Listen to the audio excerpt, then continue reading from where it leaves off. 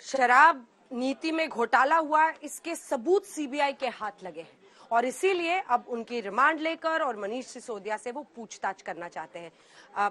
आरोप सीधा सीबीआई का यही है कि वो जांच में सहयोग नहीं कर रहे हैं, इसीलिए जो तमाम धाराएं लगाई गई हैं, आपराधिक षड्यंत्र की 120 बी आईपीसी की धारा लगाई गई है, 477 ए मतलब धोखाधड़ी करने का आरोप, इसी के साथ भ्रष्टाचार निवारण अधिनियम की धारा 7 के तहत गिरफ्तार किया गया है। अब रिमांड पर लेकर सीबीआई उनसे तमाम राज उगलवाएगी।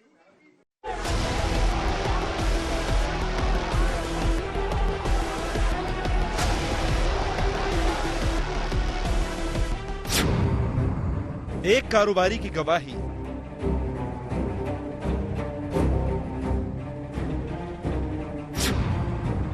एक अफसर की गवाही,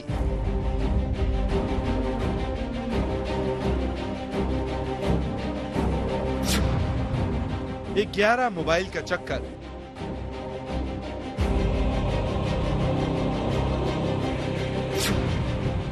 कंप्यूटर से डेटा डिलीट,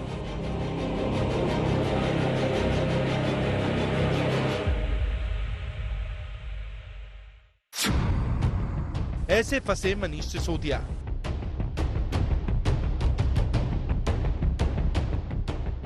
आम आदमी पार्टी नई शराब नीति में हुए घोटाले को झूठ बता रही है, लेकिन अब उसी केस में कोर्ट ने मनीष सिसोदिया को 4 मार्च तक सीबीआई रिमांड पर भेज दिया है। मतलब मनीष सिसोदिया की मुश्किलें आने वाले दिनों में बढ़ने वाली है। सीबीआई की तरफ से there was no case made out, फिर भी बहुत दुर्भाग्यपूर्ण रहा कि जो उनकी 5 दिन की रिमांड की मांग थी वो ऑनरेबल जज ने पूरे का पूरा मान लिया।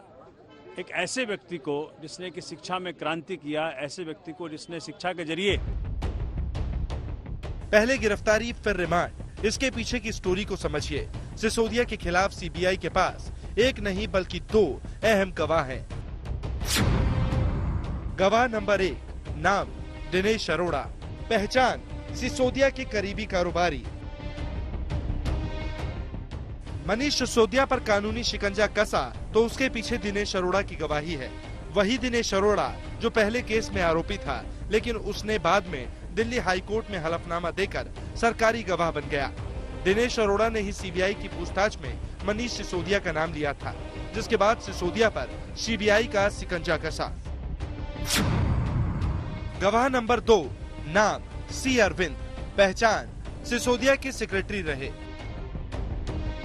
सीबीआई जांच के दौरान आबकारी विभाग के अफसर सी अरविंद से पूछताछ की।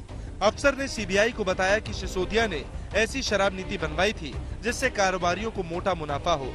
अधिकारी ने पूछताछ में बताया कि सिसोदिया ने मार्च 2021 में अरविंद केजरीवाल के आवास पर बुलाया था, जहां सत्येंद्र जैन भी मौजूद थे। इस दौरान उन्हें जीओएम की रिपोर्ट दी गई। ड्राफ्ट कॉपी से 12% प्रॉफिट मार्जिन क्लॉज जोड़ा गया था, लेकिन इसका कोई रिकॉर्ड नहीं है कि कैसे 12% प्रॉफिट मार्जिन को जोड़ा गया। सीबीआई ने फरवरी के पहले हफ्ते में सीआरपीसी की धारा 164 के तहत मजिस्ट्रेट के सामने अफसर का बयान दर्ज करवाया और अब वही अफसर सरकारी गवाह है। मनीष सिसोदिया की गिरफ्तारी के पीछे की सबसे बड़ी फांस बने 2 ऐसे बयान जो कि खुद उनके एक करीबी और एक अधिकारी ने दिए। दरअसल सीबीआई ने इस पूरे मामले की जांच के दौरान दिनेश अरोड़ा, जिसे मनीष सिसोदिया का करीबी बताया जाता है, उसका बयान दर्ज किया था और वो जब सरकारी गवाह बना तो उसने मनीष सिसोदिया के खिलाफ में कई ऐसे बयान दिए थे जिसका आमना सामना मनीष सिसोदिया से सवाल जवाब के दौरान कराया गया था।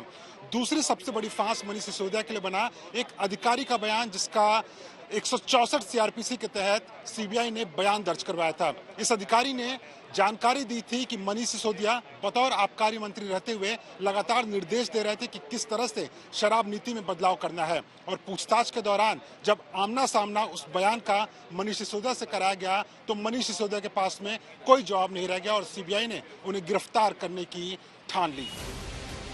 छापेमारी के दौरान जब्त किए गए डिवाइस की फॉरेंसिक जांच से पता चला कि नई शराब नीति की फाइल व्हाट्सएप के जरिए आई थी, यानी वो कहीं और तैयार की गई थी। अब रिमांड के दौरान सीबीआई दिल्ली के डिप्टी सीएम सिसोदिया से यही राज उगलवाना चाहती है। रिमांड पर मनीष सिसोदिया। सवाल नंबर 1, क्या आपने दिल्ली सरकार के अफसर को कॉल कर सीएम केजरीवाल के यहाँ आने को कहा था? सवाल नंबर 2, क्या आपने केजरीवाल के घर पर उस अफसर को GOM रिपोर्ट का ड्राफ्ट सौंपा था। सवाल नंबर 3, क्या GOM मीटिंग में निजी संस्थान को थोक व्यापार देने पर भी कोई चर्चा हुई थी? सवाल नंबर 4, क्या इस मीटिंग में ये भी चर्चा हुई थी कि निजी संस्थानों के लिए 12% का मार्जिन तय कर दिया जाएगा? सवाल नंबर 5, क्या 12% मार्जिन में कथित तौर पर 6% कथित रिश्वत ली गई थी? सवाल नंबर 6, आपके बिजनेसमैन अमित अरोड़ा, दिनेश अरोड़ा और अर्जुन पांडे से क्या रिश्ते हैं? सवाल नंबर 7, नई एक्साइज पॉलिसी बनाते समय आपकी एक्साइज कमिश्नर और 2 और एक्साइज अधिकारियों से क्या चर्चा हुई थी? सवाल नंबर 8, क्या इस दौरान आपने कई मोबाइल फोन का इस्तेमाल किया था, जिसमें से ज्यादातर फोन दूसरों के नाम पर थे? सवाल नंबर 9, शराब बेचने वाली कंपनियों की 144.36 करोड़ रुपए की लाइसेंस फीस माफ क्यों की गई? सवाल नंबर 10, L1 के टेंडर में शामिल एक कंपनी की 30 करोड़ रुपए की अर्नेस्ट डिपॉजिट मनी कंपनी को वापस क्यों किया गया था? अगले 5 दिनों तक सीबीआई का यह मुख्यालय मनीष सिसोदिया का नया घर होने वाला है। सीबीआई सूत्रों की माने तो अगले 5 दिनों में न सिर्फ दिल्ली के उप मुख्यमंत्री मनीष सिसोदिया से लंबी पूछताछ की जाएगी, बल्कि जरूरत पड़ने पर उनका आमना सामना इस मामले में मौजूद पहले से सबूत और आरोपियों से भी कराया जा सकता है। सूत्रों का यह भी कहना है कि वो पूरी कोशिश करेंगे कि अगले 5 दिनों के बाद जब कोर्ट के सामने उन्हें पेश किया जाए तो कम से कम वो कोर्ट को बता पाए कि आखिरकार इन 5 दिनों में मनीष सिसोदिया ने कितना सहयोग किया और वो मनीष सिसोदिया की जुबान से इस घोटाले का कितना सच निकलवा पाए। कैमरामैन शैलेंद्र के साथ मुनीश पांडे, दिल्ली, आज तक।